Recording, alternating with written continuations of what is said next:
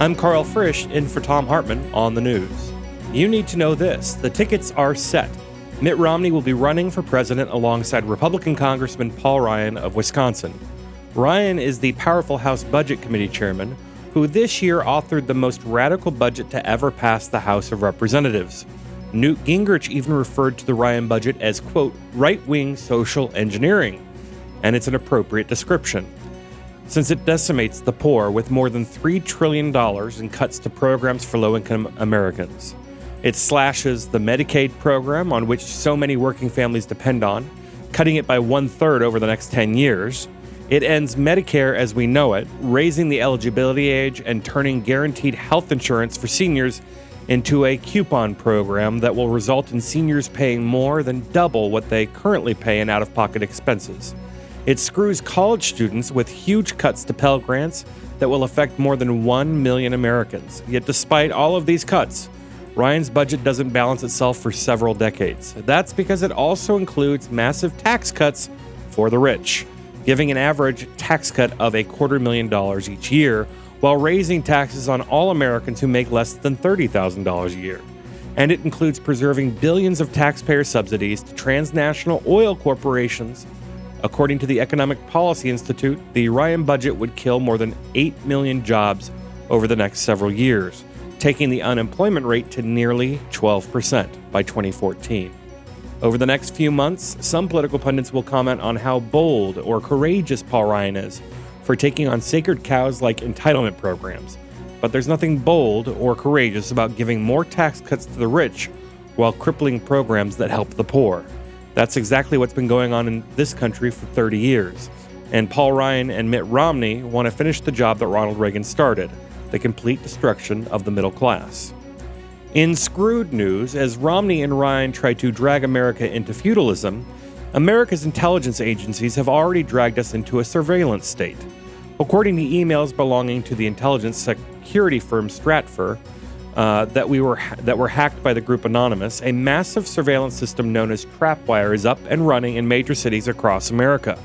While the details are still scarce, Trapwire works by collecting data from thousands of security cameras in cities all across the country, encrypting that data and sending it to a central database where it's aggregated and sifted through for potential threats, or whatever else law enforcement and intelligence agencies are looking for.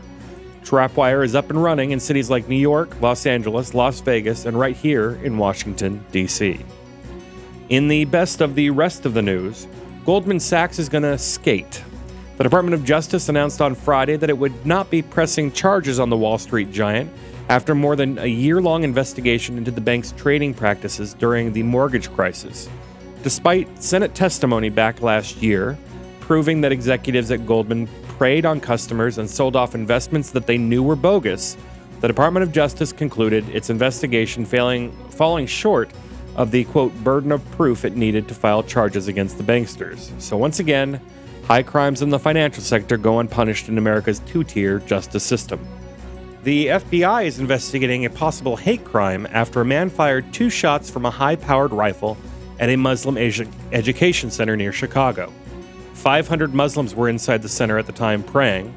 The shooting comes just hours after Republican Congressman Joe Walsh, who represents the area, went unhinged and warned, quote, "There is a radical strain of Islam in this country.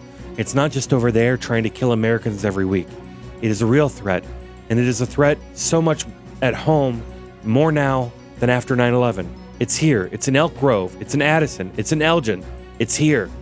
We can't know for sure if the shooting was prompted by Congressman Walsh's inflammatory words, just like we can't know for sure if the Sikh temple shooting last week was the result of Congressman Bachmann's warning about Muslims infiltrating the government. But we do know the constant hyping of Islamophobia on the airwaves by members of Congress who should know better can potentially drive lone wolves into violent action. In fact, there's a term for that. It's called stochastic terrorism. Racial profiling could be rampant at airports across America. According to the new report by the New York Times, managers at Boston's Logan Airport instruct their TSA personnel to racially profile Middle Easterners, blacks, Hispanics, and other minorities. It's part of a behavior detection program created after 9/11, meant to use trained behavioral experts to engage passengers in security lines and try to detect any unusual behavior. But this month, 32 officers filed written complaints alleging that the program is motivated strictly by racial profiling. Not only that, management required officers to meet a certain threshold of arrests and detentions. The TSA is responding with its own investigation into the issue, but the same program at Logan Airport is a model for more than 160 other airports across the nation. And finally, one last bit of information regarding vice presidential candidate Paul Ryan. He's the most extreme Veep nominee in a century.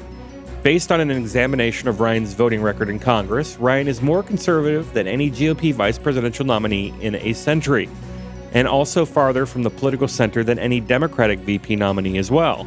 He's even more conservative than Dick Cheney. In other words, Paul Ryan may end up making Sarah Palin look like Ralph Nader. Stay tuned. And that's the way it is today, Monday, August 13th, 2012. I'm Karl Frisch, in for Thom Hartmann on the news.